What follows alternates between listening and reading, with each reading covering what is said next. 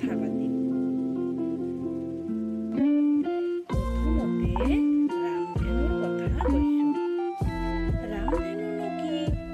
ৰামধেনু হ'ল বৰষুণ হৈ যোৱাৰ পিছত যে কেতিয়াবা আমি ফৰকাল নাইবা কিছু ডাৱৰীয়া বতৰত যে আকাশত হাত বৰণীয়া ধনু আকৃতিৰ দৃশ্য দেখিবলৈ পাওঁ, সেয়াই হ'ল ৰামধেনু। তোমালোকে কেতিয়াবা দেখিছানে নাই? যদি দেখা নাই, তেতিয়াহ'লে বৰষুণ হৈ যোৱাৰ পিছত আকাশলৈ লক্ষ্য কৰিবা।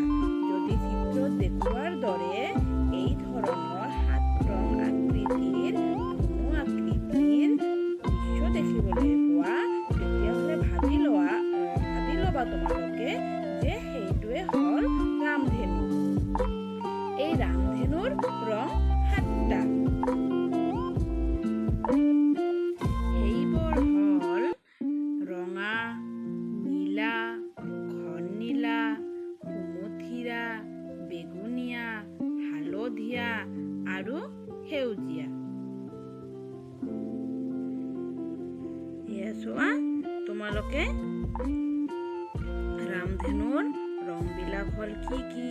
বেগুনীয়া, গাঢ় নীলা, পাতল নীলা, সেউজীয়া, হালধীয়া, কমলা বা সুমথিৰা আৰু ৰঙা।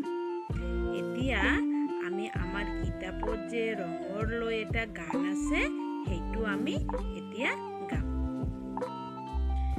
ৰং ৰং নানা ৰং ক'ত বাৰু পাওঁ, ৰামধেনুত পাওঁ নেকি এবাৰ জুমি চাওঁ।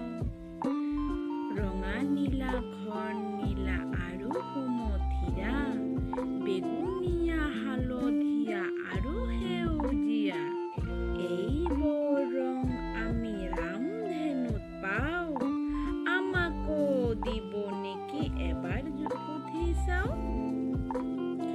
মৰমৰ অকণিহঁত, তোমালোকে এই গানটো কেনেকুৱা পালা মোক জনাবা দেই। ধন্যবাদ।